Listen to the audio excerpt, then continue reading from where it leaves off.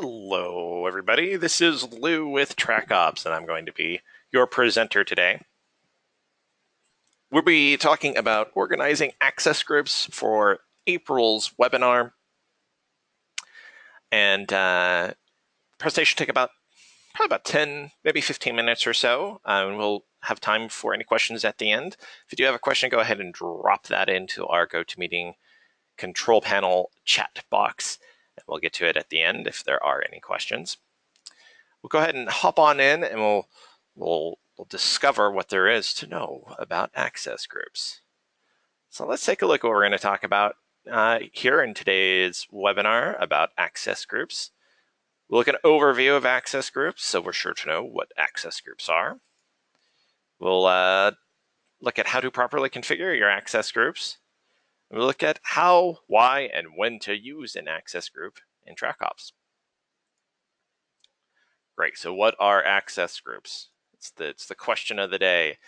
A good way to look at it is to look at one of our images from our knowledge base. And so at the very basic level, when we're talking about access groups, we do also need to understand all the different parts. So one of those parts is our permissions. And permissions are the things that we give to other users in Trackops that allow them to do and see things in Trackops. Allows them to create content, allows them to edit things, allows them to see certain aspects based upon their permission. Now, the next level up, we have the role. And a user role can be considered a kind of container that contains permissions. So if you have a certain amount of permissions for one role, and you can have different permissions for another role, and you contain those within the role. And on another level, you can consider access groups, an even larger container that contains multiple roles that allows you to control who can see certain things within Trackops. And we do that specifically with case updates, files. We also do that with case reviews and case update presets. But more often than not, we're going to be looking at that with case updates and files. So let's go ahead, let's take a look at that specifically. Let's hop into a case that we're working on. Take me to my update tab on my case. Great. So this should look familiar. I do have a new update here, a new update from my investigator. And they posted that update into the public section so that it can be shared with the client. Now, the public access group does require validation, which gives you an opportunity to review the information before it becomes viewable to the client and other folks within that given access group. So let's go ahead and validate this, because this is just surveillance observations. I'll take care of this really quick. Great. So that's all set. That looks great. Now, what I need to do now, I need to send a final report to my client, but I don't want the investigator or the salespeople or vendor investigators to be able to see this communication. It's important for me to keep this report just between the chief operator, case manager, administrative staff, and the clients. Those are the only folks I want to be able to see it. And by default, I only have admin, internal, and public access groups. So the admin would just be communication between the chief operator, case manager, administrative staff. Internal would include the rest of the staff. And then the public access group includes everybody, including the client. So I don't have a way to just communicate to the client. There is a way I can do that, though. I can create another access group, and that access group would allow me to communicate directly to the client and disallow anybody not in that access group to see what we're talking about or to see information that we're sharing. So let's go ahead and go look at what it takes to create and configure a new user access group. So we click on the Settings tab, and we head over to User Access Groups. So by default, we have those three user access groups. We do need to add another one, so we just go ahead and click on New Access Group. As I mentioned, I just want to be able to communicate with the client only. I do that. Just add that label A quick description, it's not necessary, but just for clarification. Let's see, with admin and clients.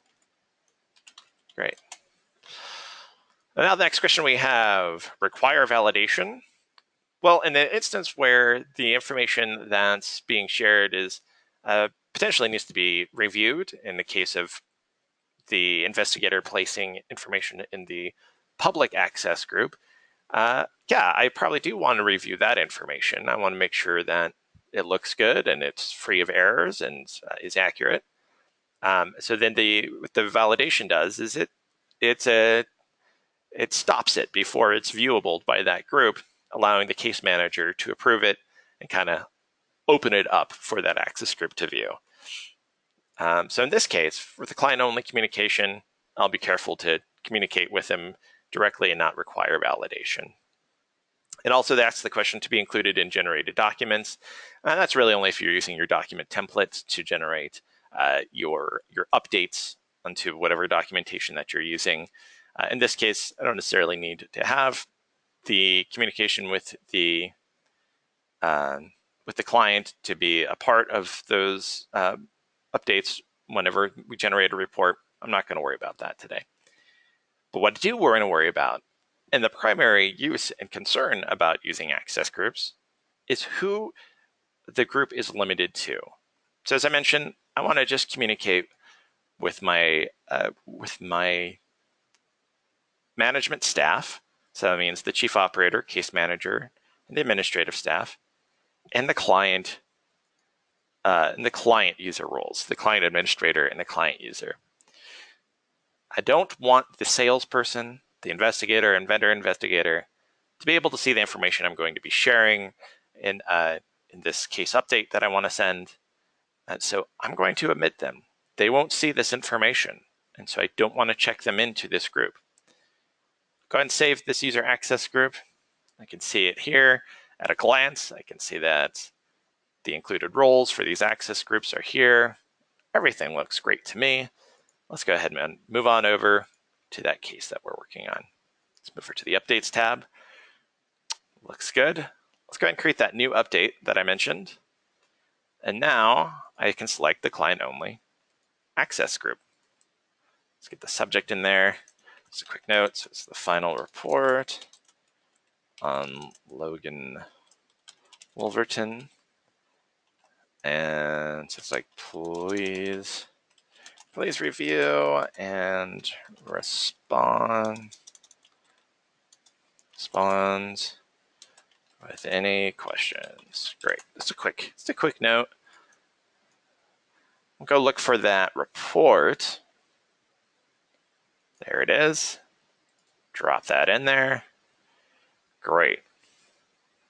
All right. I'm just going to go ahead and save this update. And it'll upload the file. So now we can see that it doesn't need to be validated. We don't see the pink outline because this is just communication between the staff and the client. And I checked no validation required when I created the group. See the access group is client only. That's great. I can see that the report is attached. Everything looks great. I'm going to send this on to the client contact really quick. Great. Wonderful. So there's that. Now I've just communicated directly with my client. The investigators will not be able to see this communication, but I do want to take a look at the files involved with this particular case. Great. So now we can see in this instance, we have a couple of files, looks like maybe from the surveillance, that they are in the public access group. So at this point, anybody with access to the public access group is going to see this. So that's going to be all of the administrative, internal, and client user roles are going to be able to see this information. And that's what we want at this point. We want them to be able to see this evidence that was shared by the investigator. What I don't want them to see is this report on the subject. And that's why it is in the client access group. This way, that only the administrative staff And the clients are the only folks who are going to be able to see this information when they log into Trackops. Right? That's the basic rundown, and it's the basic concept of using access groups.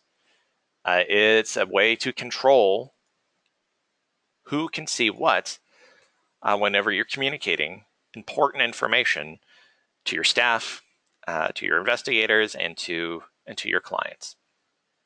So at this time, if you have any questions, I haven't seen any questions dropped into the chat box at this time. Now's the time to ask them. I'm happy to answer those questions. And if you leave this presentation and you say, hey, I do have a question about access groups, feel free to send us an email to support@trackops.com or give us a call at 866-364-1420. And we, of course, will answer your question. I don't see any questions.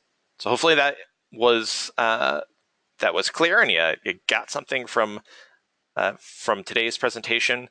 We look forward to seeing you at future webinar presentations. And if you have any suggestions of topics you'd like us to cover, please don't hesitate to let us know. You can always send a support ticket or give us a call as well. We're happy to help you learn more about Trackops. Everybody have a great day. We'll see you again next time.